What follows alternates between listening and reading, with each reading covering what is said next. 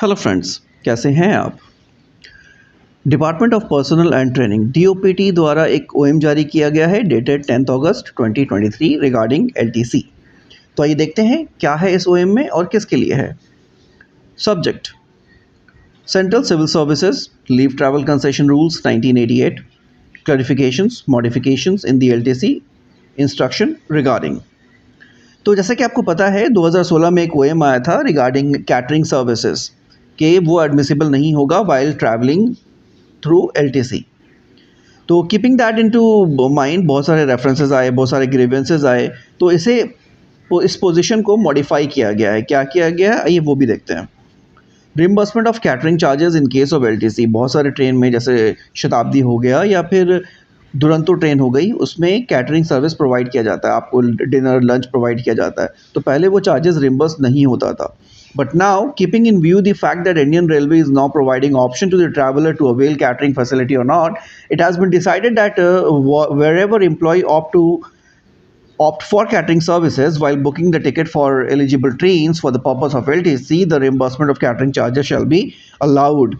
तो अभी इस OM के जरिए कहा गया है कि अगर ट्रेन में कैटरिंग सर्विस अवेलेबल है और एम्प्लॉय टिकट बुक करने के टाइम पे वो सर्विस अवेल करते हैं तो वो पैसा भी रिम्बर्स किया जाएगा for catering services for availing LTC provided. लेकिन यहाँ पे कंडीशन क्या है कि the person should be eligible to travel in that train. अगर दुरंतो है या शताब्दी है तो the group of employ should be eligible to travel in those train. In that case उन्हें कैटरिंग सर्विस भी दिया जाएगा if they avail the same.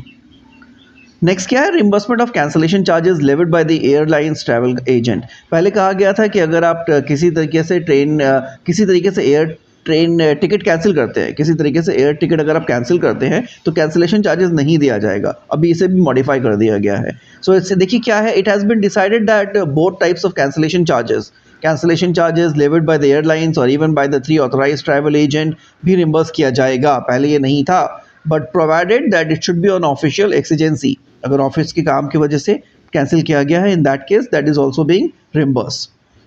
Third क्या है, booking of air tickets through 3 authorised travel agent in case of employ not entitled for air travel under LTC. यहाँ पे बहुत सारे हार्डशिप हो रही थी, specially for the group of people who are not entitled to travel in air. अगर air travel उनका नहीं था, इंटाइटल नहीं था, even in that case if they want to travel via air तो उन्हें 3 ऑथराइज्ड एजेंट से ही टिकट बुक करनी होती थी, अशोक ट्रैवल्स, बामन लॉरी और आईआरसीटीसी। इसके अलावा अगर किसी और से वो टिकट बुक करते थे तो उन्हें रिम्बर्समेंट नहीं मिलती थी, even in the case they are applying only for train reimbursement. यानी वो कहीं से भी बुक किया, वो एयर ट्रैवल के लिए चले गए, वापस आए, ट्रेन के लिए अप्लाई किया, तब भी रिम्बर्समेंट नहीं मिलती थी, because air ticket has to be book by only this 3 travel agent. तो इसे मॉडिफाई कर दिया गया अभी कि for those employee who are not eligible to travel via air और फिर भी वो एयर से ट्रैवल करते हैं तो ये कंडीशन नहीं है कि इस 3 एयर ट्रैवल से ही बुक करनी होगी। They can book from any place they want. Reimbursement would be limited to train. जो उनका ट्रेन का एलिजिबिलिटी है वही उनको रिम्बर्स किया जाएगा। वो किसी प्राइवेट एप्लीकेशन से भी बुक कर सकते हैं, चाहे गोवा हो गया या फिर my travel, anything they can book from anywhere. Reimbursement would be restricted to their eligible train travel provided। यहाँ पे कंडीशन क्या है कि in case if they are traveling for special dispensation scheme, जिसमें आप एक होम टाउन एलटीसी को आप कन्वर्ट करके एनईआर जाते हैं या जेएनके जाते हैं, उस टाइम पे नॉन इंटाइटल को भी एयर ट्रैवल दिया जाता है। तो इस कंडीशन में अगर नॉन इंटाइटल एयर ट्रैवल से ट्रैवल करते हैं for conversion of home town LTC to NER और other places, in that case ये 3 ऑथराइजेशन ट्रैवल एजेंट से ही टिकट बुक करनी है।